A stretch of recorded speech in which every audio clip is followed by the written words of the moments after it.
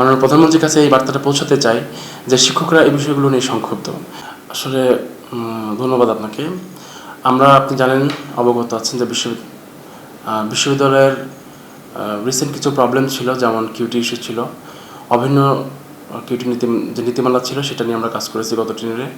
এবং আপনি জানেন হয়তোবা যে আমি গত টেনিয়রের সাধারণ সম্পাদকের দায়িত্ব পালন করছি। সেই সময় আমরা প্রকৌশল বিশ্ববিদ্যালয়গুলোর যে অভিন্ন নীতিমালা সেখানে আমাদের কিছু জটিলতা ছিল, সেগুলো নিয়ে আমরা কাজ করছি এবং সেগুলোকে আমরা গভর্নমেন্টের সাথে মাননীয় শিক্ষামন্ত্রী মহোদয়ের সাথে বসে আমরা মোটামুটি সেটাকে সলভ করছি এবং বিশ্ববিদ্যালয় প্রশাসন আমাদেরকে সহযোগিতা করছে। আর এবারে আসলে আমাদের রেগুলার এজেন্ডার থেকে মেজর একটা এজেন্ডা হচ্ছে পেনশন ইস্যু। আপনারা অবগত আছেন কিনা আমি জানি না, যে এখন সকল বিশ্ববিদ্যালয়গুলোকে সার্বজনীন পেনশন স্কিম আওতায় নিয়ে আসার জন্য সরকার চিন্তাভাবনা করেছেন। তো সেই সার্বজনীন পেনশন স্কিমের কিছু জটিলতা আছে, যেগুলো আমাদের বর্তমান পেনশন স্কিমে আমরা যেভাবে এখন পেনশন স্কিম পাচ্ছি, এখানকার অনেক সুবিধাই সেখানে আমরা পাবো না। তো এটা নিয়ে শিক্ষকদের ভিতরে প্রচুর অসন্তোষ রয়ে গেছে।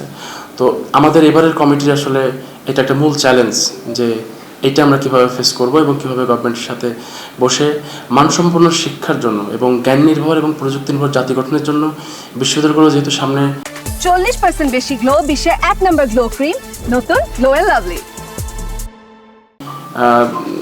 সামনের দিকে আমাদেরকে এগিয়ে নিয়ে যাবে। কাজেই এই ধরনের সার্বজনীন পেনশন স্কিম মেধাবীদেরকে বিশ্ববিদ্যালয়ে আসতে নিরুৎসাহিত করবে।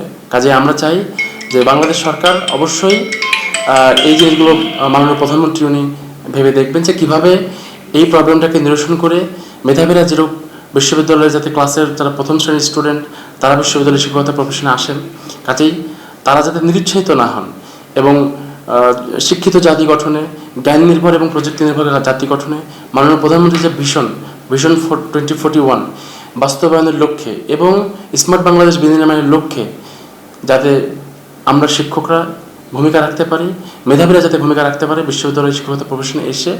কাজে এটাই হবে আমাদের মূল চ্যালেঞ্জ, যে আমরা মাননীয় প্রধানমন্ত্রীর কাছে এই বার্তাটা পৌঁছাতে চাই যে শিক্ষকরা এই বিষয়গুলো নিয়ে সংক্ষুব্ধ।